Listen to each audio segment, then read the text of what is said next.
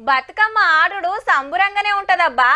ఆకర్ల గుంట పోయి ఏడేయాలనో తెలియక గదే పెద్ద పరేషాన్ పట్నంలా. కొందరైతే పెద్ద పెద్ద బకెట్లు పెట్టి లేస్తుంటే కొందరు పర్దాల నీళ్లు నింపి నిమ్మలంగా అండ్ల పెడతాన్రు. డ్రమ్ముల సుత నిమజ్జనం చేసేటోళ్ళున్నారబ్బా. ఏం చేస్తారు మరి? దగ్గర పట్ల ఓ చెరువో కుంటో ఉంటే గీ తిప్పలు ఉండకపోవు.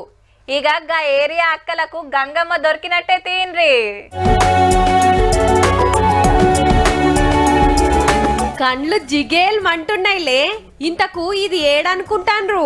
హైదరాబాద్ అంబర్పేటల బతుకమ్మకుంట రంగురంగుల లైట్లతోని షింగారిస్తే గింత ముద్దుగా పడుతుంది. ఈడ రేపే బతుకమ్మ పండుగ.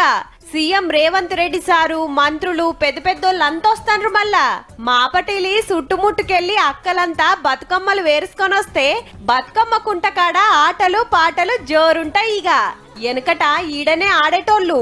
అటెన్క అమ్ముకుంటే నిరుడు దానిక గిట్లుండే.